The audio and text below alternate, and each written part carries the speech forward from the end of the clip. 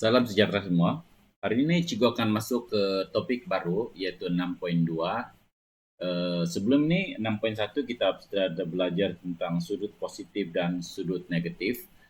Untuk kali ini kita akan masuk 6.2 yaitu nisbah trigonometri bagi sebarang sudut. Oke. Semasa di menengah rendah, kamu sudah belajar apa itu sin. Oke, sin theta. Sin theta dikatakan kalau kita rujuk kepada segitiga ini, sin adalah nisbah sisi bertentangan. Sin theta adalah nisbah sisi bertentangan dibahagikan dengan hipotenus. Oke.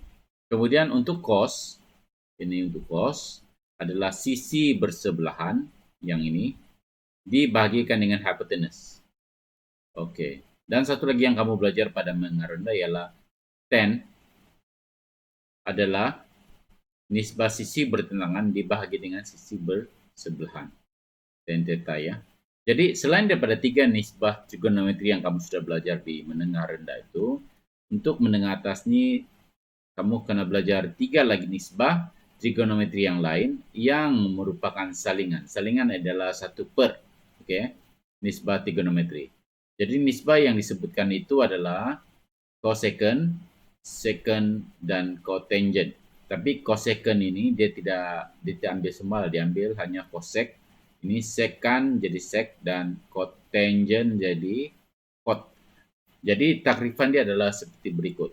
Sekiranya hipotenus dibahagikan dengan sisi bertangan, dia adalah cosec. Oke, ini cosec. Kalau hipotenus dibahagikan dengan bersebelahan, dia adalah sec. Oke. Kemudian kalau cot adalah sisi bersebelahan dibahagikan dengan sisi bertentangan.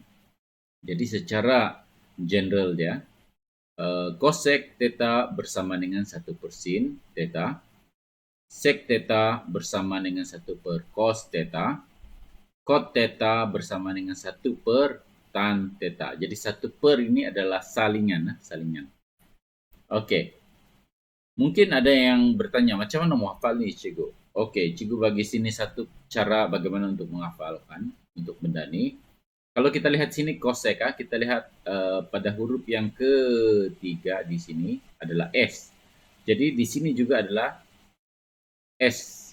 Jadi kedua-dua ini, cosec mesti dikaitkan cosec yang ketiga adalah S, maka itu 1 per sin. Begitu juga sec.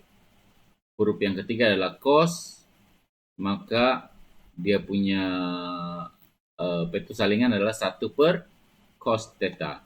Begitu juga yang cot. Cot, huruf ketiga adalah T, maka itu dia akan jadi 1 per tan. Oke. Jadi itu cara sedikit cara untuk macam mana mau ingat dia punya association tuh. Cosec itu apa, sec itu apa, dan cot itu apa. Oke. Di dalam soalan, biasanya dia akan bagi soalan seperti inilah. Oke. Diberi satu segitiga ini paling basic, diberi satu segitiga bersudut tegak. Lepas itu dia bagi dimensi untuk bersebelahan dengan bertentangan ya.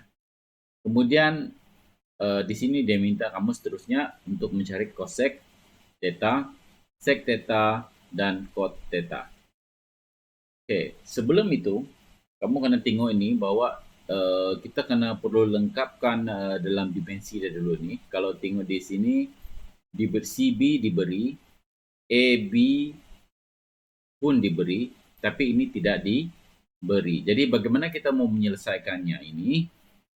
Kita boleh menggunakan teorem Pythagoras, yaitu di Cikgu tulis sini AB. Oke, AB kuasa 2. Sorry ya. Dalam sheet bukan AB. Oke. Tidak. Oke. C adalah jadi merah. Tidak apa. SC adalah CB kuasa 2 ditambahkan dengan AB kuasa 2. Ini adalah teorem Pythagoras lah. Tidak diajarkan di sini, tapi kamu kena hendaklah tahu bahwa segitiga bersudut tepat biasanya menggunakan teorem Pythagoras ini untuk apa juga kerjalah. Oke, daripada sini teorem Pythagoras itu kita boleh ringkaskan dia begini. AC adalah bersama dengan punca kuasa CB kuasa 2 tambah AB kuasa 2. Di mana CB kita ambil sebagai, oke, di sini kita teruskan 8 kuasa 2 di, ini 6. CB adalah 6. Dapat dalam jap.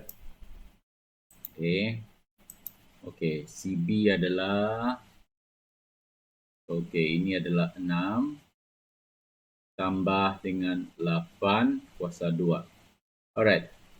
Kalau 6 kali 6 adalah 36. Oke, ini 36. 8 kali 8 dia 64. Punca kuasa, maka dia akan dapat punca kuasa 100. Maka ini AC adalah bersama dengan 10. Oke, 10 cm lah. Dia dalam cm. Alright. Jadi ini kita sudah ketahui dia adalah 10 cm. 10 cm. Alright. Lepas tu kita buat soalan A. Kita tahu bahwa cosec theta adalah bersama dengan, tengok huruf yang ketiga, S. Jadi dia bersama dengan 1 per sin theta. Oleh itu, bagaimana kita menyelesaikan? Sin theta adalah ini 6 per 10. Jadi jika dia buat salingan ialah jadilah 10 per 6. Okey, 10 per 6 ni kita gunakan kalkulator. 10 bagi 6. Dapatlah sebagai 1.667. Begitu. Itu untuk A. Untuk B. B adalah sec theta. Kita tahu sec theta adalah, tengok huruf yang ketiga, adalah 1 per cos theta. Okey. Jadi cos theta ini adalah bersebelahan dibagi dengan hipotenus. So bila dia salingan ialah dia menjadi sebagai 10 per 8, dan jika dikira dengan kalkulator 10 bagi 8 adalah 1.25. Okey, dan yang terakhir C, cot theta. Okey, cot adalah 1 per tan theta. Okey, 1 per tan theta ini, tan theta itu adalah 6 per 8. Jadi bila disalingkan dia dapat sebagai 8 per 6. Okey. So kita guna kalkulator sekali lagi, kita akan dapat sebagai 1.333. Okey. Jadi itu cara dia bagaimana untuk menggunakan 3 lagi identiti. Bukan identiti, 3 lagi 3 lagi nisbah trigonometri yang lain selain daripada sin, cos, tan. Okey, kalau ada soalan seperti ini, katakan diberi sudut sebagai 56 dengan menggunakan kalkulator, cari nilai bagi cosec. Jadi kita tahu untuk A, cosec 56 adalah bersama dengan 1 per, tengok huruf ketiga, 1 sin 56. So ini kita boleh gunakan kalkulator sebagai 1 dibahagikan dengan sin 56, dan dapatlah jawapan dia sebagai 1.206. Kita ambil 3 tempat perpuluhan. Biasanya SPM dia ambil 3 tempat perpuluhan. Okey, untuk B adalah sec 56, maka tengok juga K, jadi cos lah, cos 56. So kita terus mengira dengan kalkulator. 1 dibahagikan dengan cos 56, dan dia akan dapat sebagai 1.788. Oke. Untuk C. Oke, untuk C adalah cot cot 56. Cot 50, ya. Oke, 56. Huruf ketiga T, jadi 1/10 56. Kenapa kita kena buat begini? Kalau lihat calculator dia hanya ada pengiraan untuk sin, cos, dan tangent. That's why kita kena buat beginilah. Jadi lepas ini kita buat pengiraan dengan calculator.